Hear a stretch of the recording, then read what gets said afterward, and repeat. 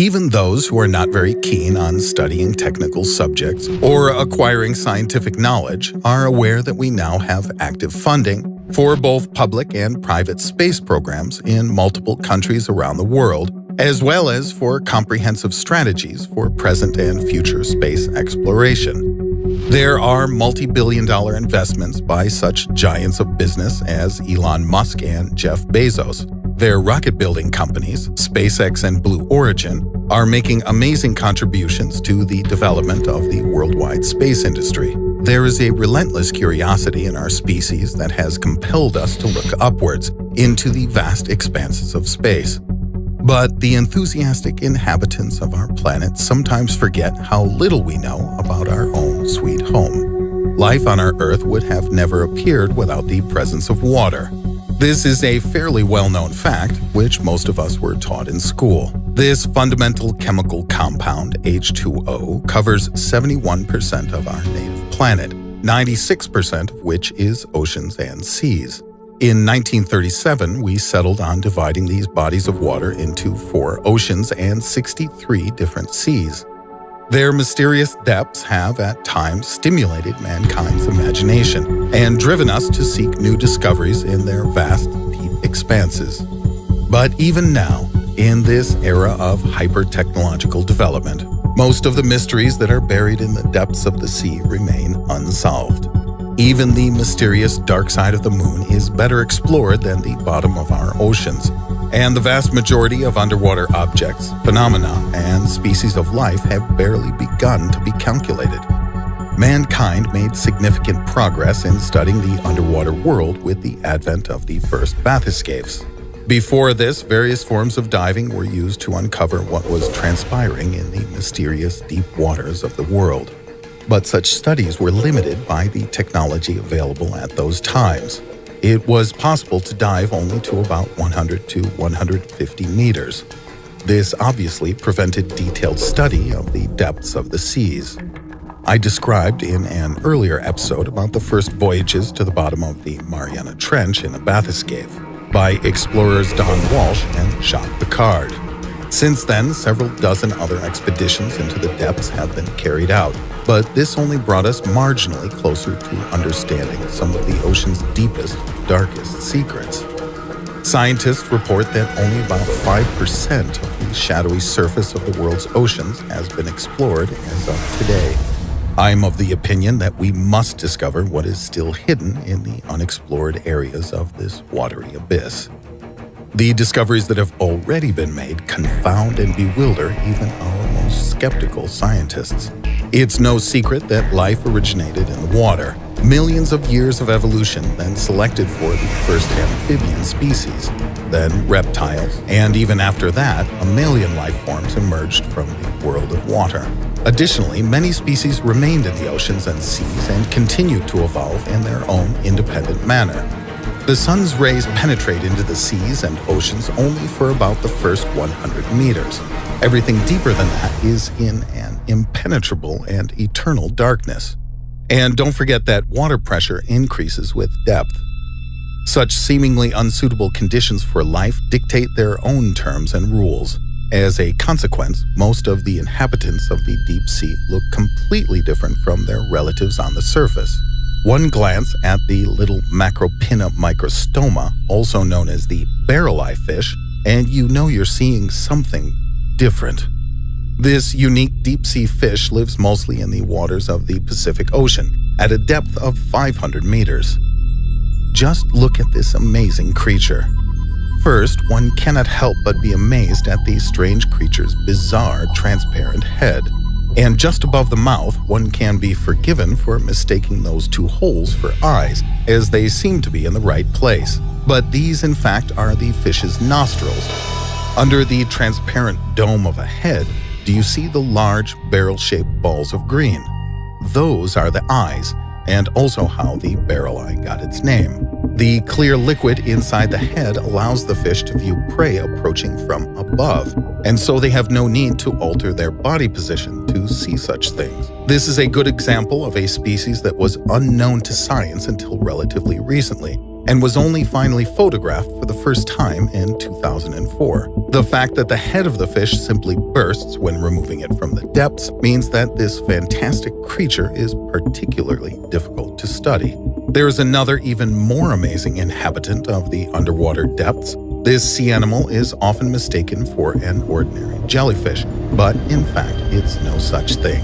Ctenophores are a separate category of creature, and it's quite easy to make a case for this unique classification.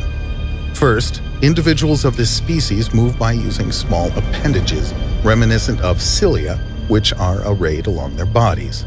They create a bright, beautiful glow and shimmer with all the colors of the rainbow.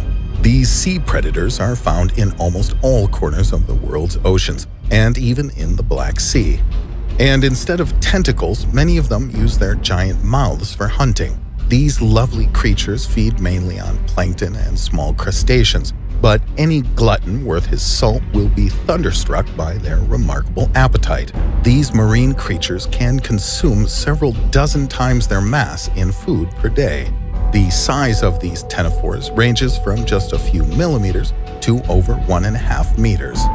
But the most remarkable thing of all, the ctenophore is the only multicellular species that developed through a completely different evolutionary process than the rest of life on Earth. This is confirmed by their very specific and distinctive decentralized nervous system. In these unusual animals, the chemical substances by which neurons exchange information are not the same as with all other known multicellular organisms, including us. This species formed a separate genome from the rest of life on Earth and developed independently from the surrounding species 500 million years ago.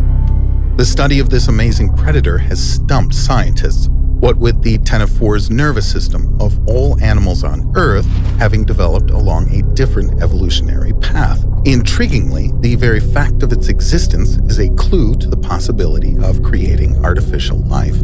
Not all creatures lurking in the sea depths are quite so pleasant. Our next subject is one whose very existence might induce one's blood to congeal in one's veins. The goblin shark is one of those creatures that confirms that the underwater world can be an extraordinarily frightening and alien place. From a distance, it may seem that this is an ordinary representative of the genus of sharks, possessing an elongated beak-shaped mouth. However, as soon as this creature attacks its prey, we are able to see its horrifying retractable jaws that chill the soul. Such a spectacle, reminiscent of a scene from a horror film, is simply difficult to comprehend. But, luckily for us, this real-life monster lives at a depth of 300 meters. Interestingly, the lower the level the shark inhabits, the larger and more dangerous it is. The largest specimen found reaches almost 157 inches, or 4 meters in length, and weighed 463 pounds. That's 210 kilograms. Who knows, perhaps the goblin shark served as a source of inspiration for the xenomorph of alien movie fame. But unlike the fictional species, the existence of this creature cannot be questioned. There is another dangerous creature lurking in the sea depths, which hunts its victims after burrowing deep into the sand at a depth of between 10 to 40 meters. At first glance, the polychaete worm Eunice aphrodite, or bobbit worm, is an unremarkable marine creature. But like the goblin shark, its features are revealed during attacks on its victims. Hunting exclusively in the Pacific and Atlantic Oceans, this worm burrows deep into the ocean bed, revealing on the surface only 5 small antennae with which it senses its prey. As fish passing by brush across the chitinous tendrils, the worm shoots up with lightning speed and snaps closed its sharp, tooth-lined jaws like a trap.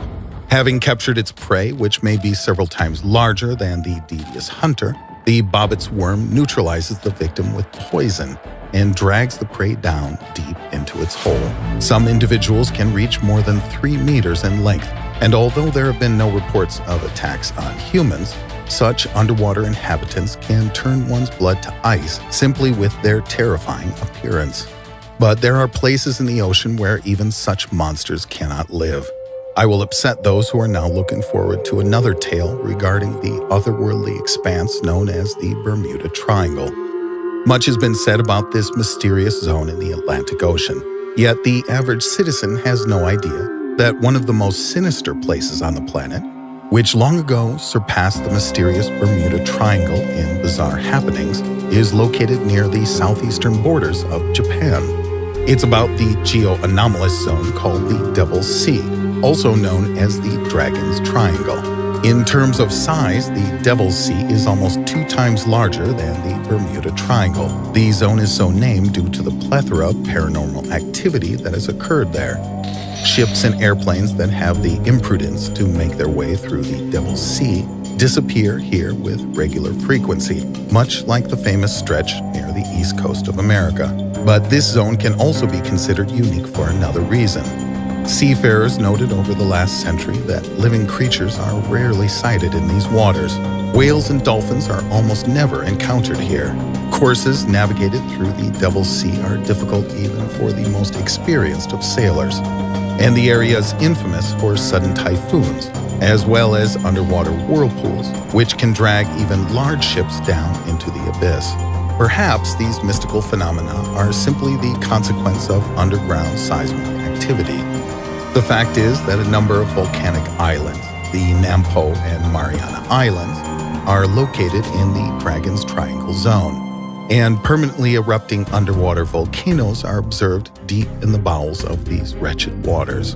Ufologists suggest that the cause of all this bizarre activity is the presence of a UFO sunken here long ago. I will leave it up to you to decide whether or not this is the case.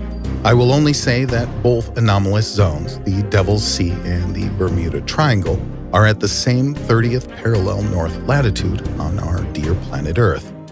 Coincidence? I think not.